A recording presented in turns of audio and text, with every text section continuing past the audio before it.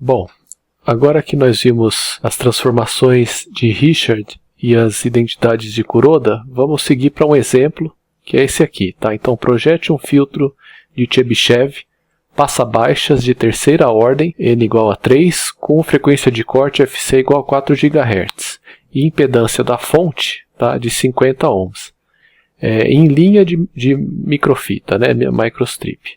O filtro deve ter ondulação uniforme com amplitude de 3 dB. Tá? Então, os valores do elemento do filtro são tabelados e estão dados aqui.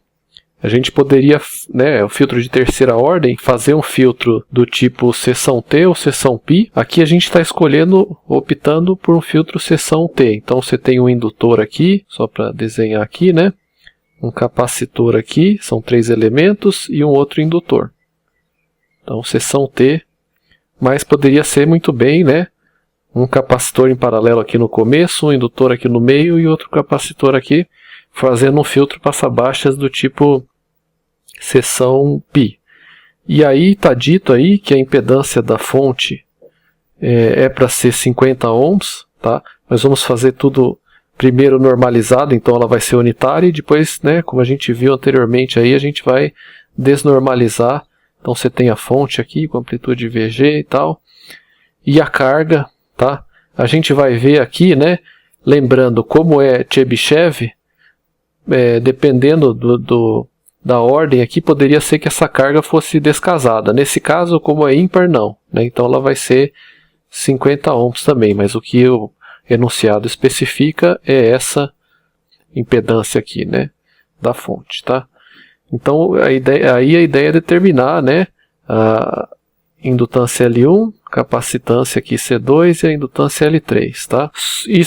Então, voltando, né, a gente quer o filtro com esses valores de impedância da fonte e tal, mas vamos começar com o filtro normalizado, que os valores que estão listados aí são para esse caso. Então, 1 ohm aqui e 1 ohm aqui.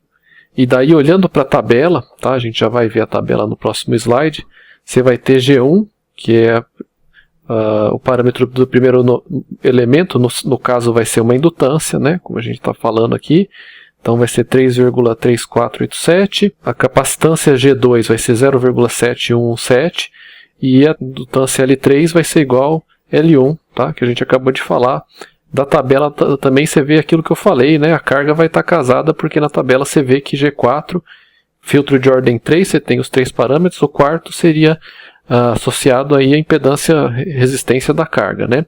Se a gente olhar para a tabela de onde foram tirados esses dados que eu acabei de mostrar, né? É dessa tabela aqui do livro, tá? Tabela 8.4. Então, valores dos elementos aqui para um filtro de ondulação uniforme, ou seja, de Chebyshev, passa-baixas, protótipos de filtro desse tipo, né, de diferentes ordens, tá? A gente já discutiu essa tabela, não está listado o G0, que é a impedância da fonte, tá? Vamos lembrar sempre nessa tabela aqui, isso aqui é da fonte, mas ele é igual para todas as linhas da tabela. Normalizada a frequência de corte é igual a 1, tá? Ordem de 1 a 10, e a tabela originalmente mostra, né, para ondulações uniformes com amplitude de meio dB, que é uma outra tabela dessa mesma conjunto de tabelas, e 3 dB, que é exatamente essa daqui, tá? Então essa aqui é para 3 dB, que é o que o problema pede, tá? Então para a ordem 3 você vê aqui, né, você tem G1, G2 e G3 com os valores que a gente acabou de falar, G4 também, né, que é da carga, tudo bem? Então tudo aqui, essa tabela foi retirada diretamente do livro. Então, nós até agora, para o filtro normalizado, nós só obtivemos os 3 parâmetros aqui, as 2 indutâncias e a capacitância no meio. Bom, então aqui está mostrado exatamente isso. Está escolhendo a configuração com o indutor em série na entrada, ou seção T, né? Está reproduzido aqui o desenho que eu acabei de fazer, tal, não precisa comentar mais. Mas também está mostrado, tá? Usando as transformações de Richards, a versão utilizando tocos, né? Você vê os 3 tocos aqui, que são trechos ou seções de linhas de transmissão, substituindo esse indutor aqui, né, esse capacitor e esse segundo indutor aqui. Então, de novo, né, onde você tem um indutor, você substitui por um toco terminado em curto. Esse toco aqui está em série, tá vendo que ele está em série aqui com o condutor de cima. O outro o outro toco aqui, que correspondente a esse indutor, cabem as mesmas observações, e você tem aqui um toco em paralelo, né, que estaria conectado em paralelo ali entre os condutores de cima e o de baixo, tá? Exatamente dessa forma aqui, porque é um capacitor terminado em aberto. Todos, né, na frequência normalizada teriam um comprimento igual a lambda de corte sobre 8, tá? Mas a gente ainda está falando, né, com a frequência normalizada igual a 1, então tudo bem, mas é isso aí, L igual a lambda sobre 8 por enquanto, e ômega igual a 1, né, frequência de corte normalizada unitária, tá? E que mais cabe falar, né? A impedância característica desses dois tocos aqui vai ser direto, como a gente falou anteriormente, aí a indutância desses dois caras, L1 e L3, note que Z0, impedância característica desse toco, né, que está sendo chamado de Z0 aqui. Em todos os casos a gente está chamando de Z0, mas lógico, né, para dizer que é a impedância característica do respectivo toco. Esse Z0 não é igual a esse Z0 aqui, obviamente, mas aqui vai ser igual a L1, aqui vai ser igual a L3, que é igual a L1, né, impedância característica desse toco. E nesse caso aqui, você tem o que a gente falou, tá? A impedância característica vai ser 1 sobre C2, né?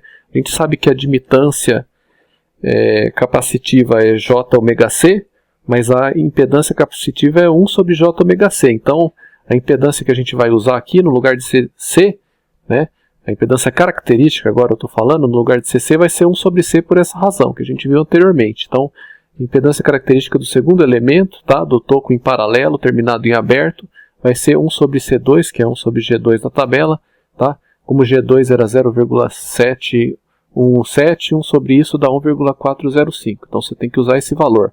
Se atentem para isso aqui na hora de projetar os filtros, tudo bem? Onde tiver capacitor, você vai usar a impedância característica 1 sobre C, 1 sobre C2 nesse caso aqui. Só que, né, pessoal, vamos comentar aqui, essa implementação aqui, para você fazer utilizando linha de microfita, né, que é, por exemplo, aquela que você tem quando você tem uma placa de PCB com um plano terra embaixo e a trilha correndo em cima, né? Ela é muito difícil de fazer com os tocos primeiro, né, sem separação nenhuma. Esse toco, por exemplo, esse toco do meio aqui está imediatamente adjacente a esse toco da esquerda e esse toco da direita. É difícil você implementar isso e além disso, para linhas de microfita é difícil você fazer tocos em série, né? Tocos em paralelo, como esse aqui do meio, tudo bem. Vamos olhar, aqui eu fiz uma pequena ilustração de como seria um toco em paralelo, que é essa protuberância aqui embaixo, tá, na trilha, para uma linha de microfita. Então na linha de microfita você vai ter um substrato, tá? Poderia ser um semicondutor, normalmente um dielétrico, né? FR4, Rogers, etc. e tal, tá? E daí você tem um plano terra, que é um condutor aqui, né, preenchendo toda a parte de trás do substrato dielétrico, e você tem a trilha em cima, que vai estar conectando os componentes e vai ser, né, a trilha de cima da linha de transmissão. Então você tem essa trilha principal, e saindo aqui em paralelo, você tem um toco, tá, em paralelo, né, que é esse cara. Vamos só, para deixar bem evidente aqui, né, esse trechinho de linha de transmissão aqui, que teria um dado comprimento aqui, né, o comprimento L aqui que está sendo mostrado seria o comprimento desse toco aqui, no caso, na prática. E daí você vê que ele está em paralelo, porque a linha de transmissão, nesse caso da microfita, é formada entre essa trilha de cima e essa trilha de baixo. Vão corresponder a esse condutor e esse condutor aqui, né? Se você olhar aqui nesse ponto, aí você tem, né, uma trilha saindo em paralelo aqui de cima, e aqui embaixo você também tem que ter uma trilha em paralelo, por causa do toco em paralelo, né? É o que está acontecendo aqui. A trilha de cima desse ponto, você tem essa seção de linha de transmissão saindo.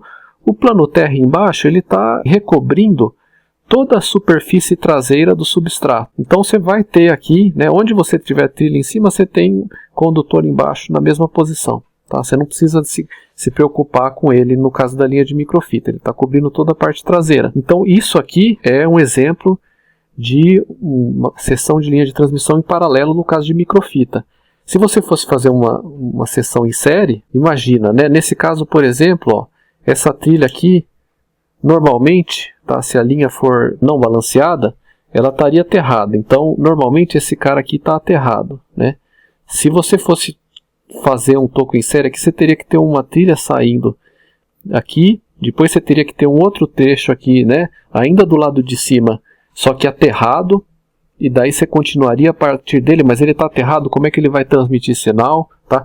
Então tem impedimentos práticos aqui, né? Pode ser que para cabo coaxial a gente tem que pensar um pouco, né? Seria mais fácil fazer um do que o outro, né? Mas aqui é importante observar que para a linha de microfita, que é esse cara aqui, é mais fácil fazer um toco em paralelo. Tudo bem?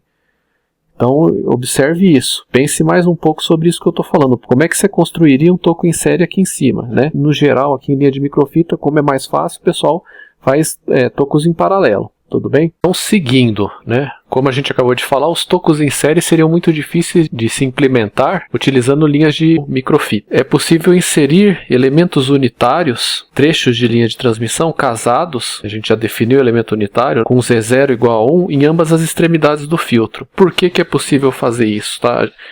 A ideia aqui, né, é que a gente vai querer depois utilizar as identidades de Kuroda. Por quê? Né? Você vai ter, a gente está inserindo esse cara aqui na direita e esse cara aqui na esquerda. Notem que então o trecho de linha de transmissão, que é um elemento unitário, para ser um elemento unitário a gente viu que ele tem que ter um comprimento lambda sobre 8 na frequência de corte, que aqui é a normalizada unitária, tá?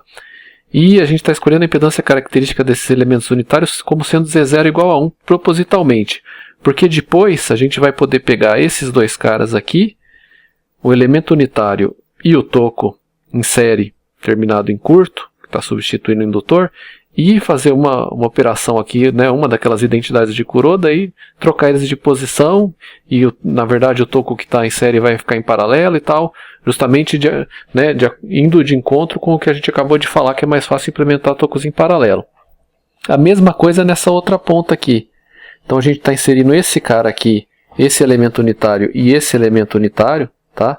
Esse cara aqui e esse cara aqui, porque depois a gente vai poder aplicar a identidade e passar esse toco para lá e passar esse outro toco para cá, para a direita aqui.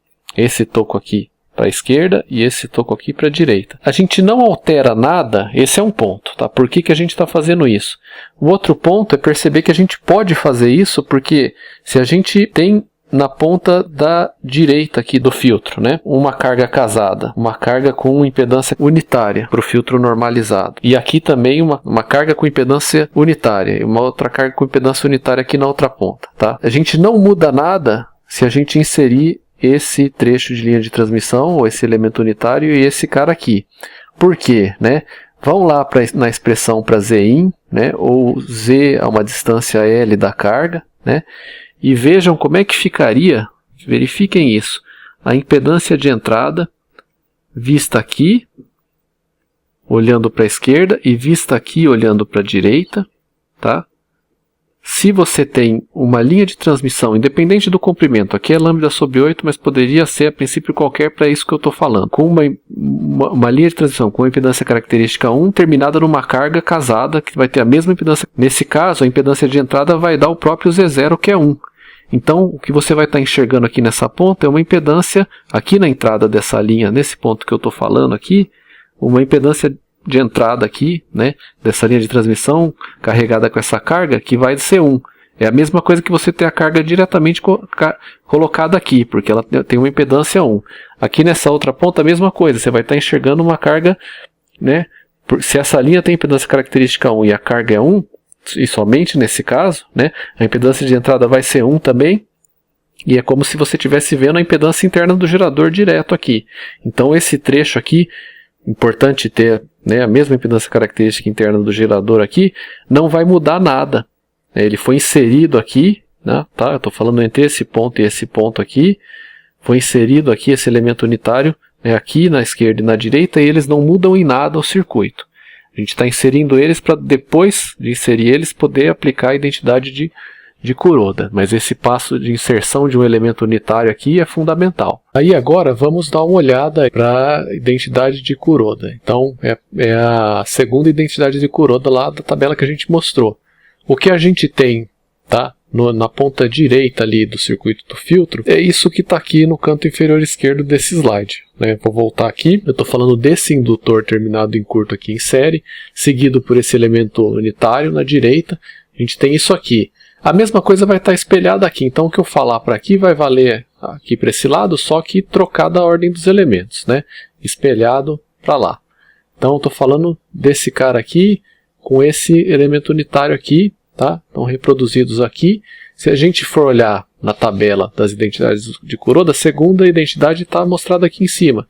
E ela justamente se aplica quando você tem um indutor, que em termos de toco de linha de transmissão vai ser, né, um toco terminado em curto, ele está em série aqui, esse cara aqui está em série aqui, e um elemento unitário, tá, à sua direita nesse caso aqui, com impedâncias Z1 do toco e Z2 do elemento unitário aqui. Por comparação, você vê que o Z1, né, é a própria impedância característica desse toco em curto, que é 3,3487, tá? Então Z1 é 3,3487, tá tabelado aqui, tá listado aqui. E a impedância Z2, que é a do elemento unitário, vai ser 1. Então Z2 igual a 1. Daí a gente pode calcular o N ao quadrado, lembra? O N ao quadrado é 1 mais Z2 sobre Z1. Tá? Substituindo os valores aqui vai dar 1,299 e assim por diante. A identidade permitia você substituir isso daqui, que corresponde a isso daqui, por isso, que é, né, invertendo a ordem, agora você tem primeiro um elemento unitário, só que com essa nova impedância característica. Note que ela é n quadrado vezes Z1, como a gente já tem n quadrado e Z1, n quadrado vezes Z1 dá 4,35, é só calcular aqui, tá? Substituir os valores, e, né, junto com esse elemento unitário, você tem à sua direita um toco em paralelo terminado em aberto, que é esse capacitor aqui, tá? Então, com impedância, com capacitância, vamos falar o capacitor, né? 1 sobre n quadrado Z2, tá? Vamos calcular n quadrado Z2, porque ele está no denominador aqui, esse é o valor da capacitância, né? Vamos lembrar isso aqui, é igual a C, mas a impedância característica que vai entrar no toco vai ser o denominador aqui. Então é interessante porque a gente já calcula, então calculando n quadrado Z2, está aqui embaixo, né? Vai dar 1,299, porque o Z2 é igual a 1. Né? Então vai dar n quadrado, ficou igual a n quadrado. Aí, representando isso aqui, né, utilizando linhas de transmissão, você tem esse elemento unitário aqui, que é só um trecho de linha de transmissão, com comprimento lambda sobre 8 e impedância característica dada. Então é esse trecho de linha de transmissão entre esses pares de pontos aqui que eu estou mostrando. L é lambda sobre 8, tá? E ômega é igual a 1. E Z0 é o que a gente acabou de calcular, né, para a impedância característica, que é n quadrado Z1, que é 4,35. Então está aqui. E aí você tem um toco em paralelo, né, no lugar desse capacitor aqui, com impedância característica n quadrado Z2, tá, que é 1,299, e está aqui. Tá? Observe que ele está terminado em aberto, está em paralelo. Então se substitui isso aqui por isso aqui na ponta direita do filtro. Tá? Então aqui no lugar, né, desse toco em série e esse elemento unitário, a gente vai botar primeiro, né, um elemento unitário e depois um toco em paralelo aqui na direita. A mesma coisa se aplica, só que espelhada aqui para o lado esquerdo. Tá? Porque as identidades de Kuroda, não importa a ordem que você coloca os elementos, aqui você tem tudo espelhado, né? Onde você tem um toco em série aqui e um elemento unitário aqui, isso está para a esquerda, né? E você pode substituir isso, usando essa mesma identidade aqui, por um toco em paralelo e um elemento unitário, só que trocando a ordem. Tá? Veja que onde você tem um toco aqui, né? E um elemento unitário, você vai ter um elemento unitário e depois um toco. Então, aqui a gente tem um toco e um elemento unitário, a gente vai trocar a ordem e vai acabar resultando num toco em paralelo aqui para a esquerda e um elemento unitário na direita. Mas os valores são os mesmos que a gente acabou de calcular, só vai ser espelhado com relação a isso daqui. Tá? Espero que esteja claro. O que você tem na esquerda é exatamente o que você tem na direita, só que espelhado. Aí seguindo, a gente vê o circuito agora feitas as substituições, né, de acordo com essa segunda identidade de Kuroda. A gente acabou de fazer a substituição desse trecho, né, lembrando, lá no circuito original a gente tinha um toco aqui em série e um elemento unitário, trocou a ordem e, né, o toco em série virou um toco em paralelo e os valores. Né? Então aqui você tem agora o elemento unitário aqui, que a gente acabou de calcular, a impedância característica 4,35, o toco em paralelo, impedância característica 1,29, você vê claramente que isso aqui foi substituído. Além disso, vamos notar que a gente acabou de falar, né? O que a gente tem espelhado aqui para esse lado é a mesma coisa que a gente tem aqui, só que de novo, espelhado, olhando para cá. Então, a gente aplicando a mesma identidade agora, só que para esses dois elementos, esse elemento unitário e esse toco, você vai obter o quê? Né? Isso que a gente está vendo para cá, que é um espelho do que a gente tem olhando para cá. Né? Aqui a gente tem aqui um elemento unitário seguido por um toco paralelo, aqui olhando para o outro lado você vai ter um elemento unitário seguindo por um toco em paralelo, só que espelhado, tudo bem? Então, mesmo o 4,35 que você tem aqui, mesmo 1,29 que você tem aqui, você vai ter aqui. Tá bem claro o que foi feito aqui, né? Agora, vamos lembrar que tudo ainda está normalizado, tá? Isso aqui vai nos dar um filtro com uma frequência de corte, um filtro passa-baixas, né? Com uma frequência de corte em ômega igual a 1 radiano por segundo.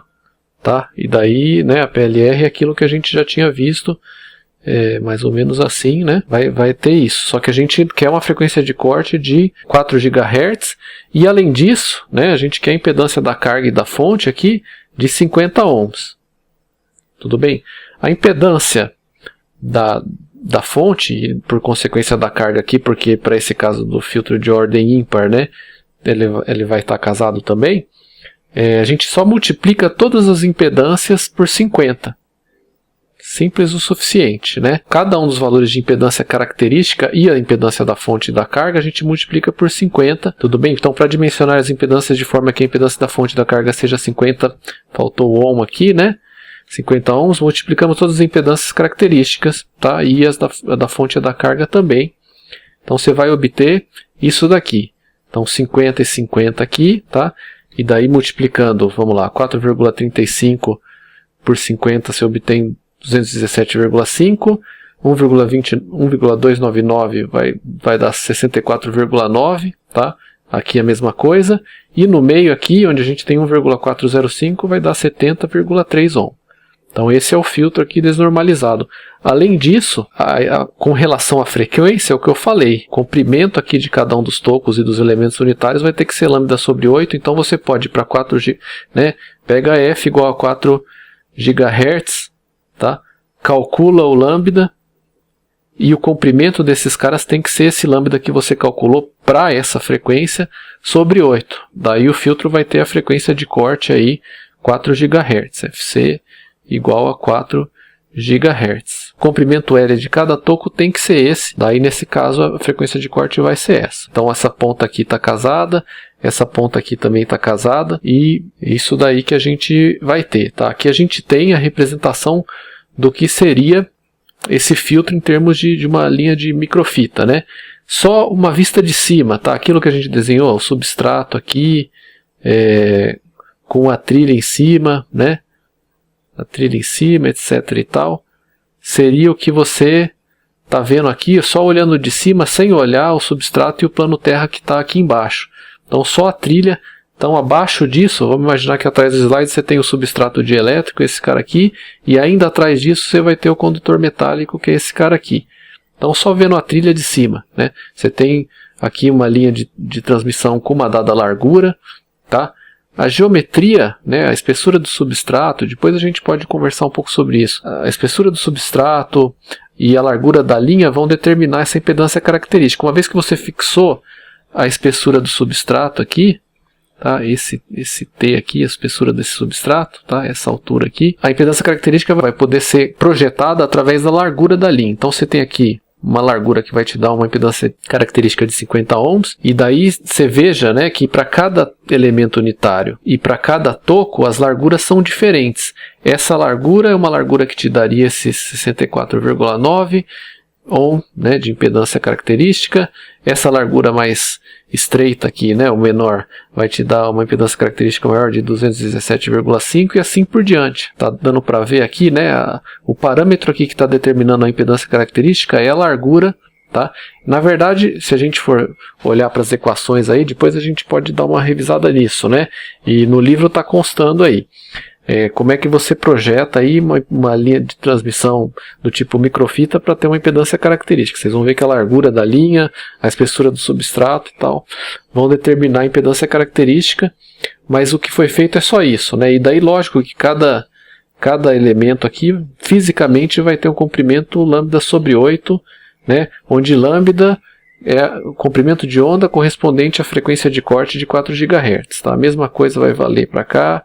Então é o comprimento físico mesmo, que é projetado para cada elemento e para cada toco dessa forma aqui. Eu espero que esteja claro. Lógico, né? Projetar isso aqui, a gente está mostrando só para ilustrar. Tá? Se você fosse de fato projetar esse dispositivo e fabricar o filtro, né, num PCB, etc. e tal, aí você teria o passo adicional de ter que projetar a espessura do substrato, né?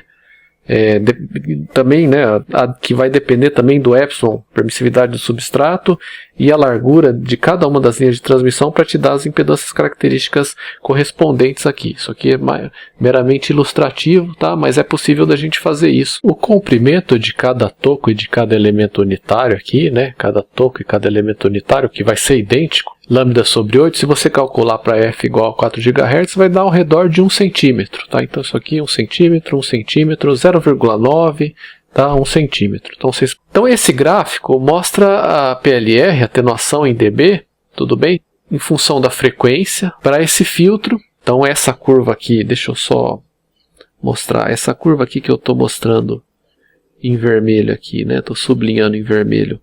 É a do filtro que a gente acabou de calcular. Você pode usar um software de simulação, por exemplo, para simular esse cara, como é o caso do HFSS, por exemplo, né? E daí, essa curva em vermelho é do filtro que a gente acabou de projetar, que é utilizando elementos distribuídos. Significa que você utilizou linhas de transmissão, né? O que são os elementos distribuídos? Linhas de transmissão que tem lá indutância por metro, capacitância por metro, etc. e tal. Em comparação com o filtro similar projetado utilizando elementos de parâmetros concentrados, capacitores e indutores, que é a curva preta que eu não sublinhei de vermelho aqui. Então você vê que na curva preta a resposta não é periódica. Você tem um filtro passa-baixas que deixa passar frequências abaixo de 4 GHz, né? Atenua frequências acima de 4 GHz, não deixa passar, e é isso, é a resposta em preto. O filtro que a gente acabou de projetar, ele tem resposta periódica. Então o que você vai ver aqui, né, ao redor de 0 GHz, por exemplo, vai ser reproduzir aqui ao redor de 4 vezes a frequência de corte, né, que é a periodicidade desse filtro, que é 16 GHz. Tá? Se você olhar aqui, ao redor dessa frequência aqui, dessa linha tracejada verde, né, olhando para lá, você tem algo similar que você tem aqui olhando para cá. Tá claro? Aqui, né, olhando para a esquerda, você vai ter algo similar ao que você vai ter aqui olhando para a direita. Perceba isso, né? E ok, né? Então você vai ter, se você se restringir, vamos colocar assim, a essa faixa aqui, que vai desde 0 até 8 GHz, mais ou menos aqui, você tem o filtro passa-baixas. Depois você vai ter essa resposta a mais aqui. Então, né, você pode usar isso como filtro passa-baixas, contanto que tudo que você de sinal e tal tiver nessa faixa de frequências aqui. Então tem essa restrição daqui, tá, pessoal? E é isso com relação à implementação de filtros. Na aula que vem a gente vai começar a falar de amplificadores de micro-ondas, tá? E até a próxima aula. Obrigado pela atenção, até mais.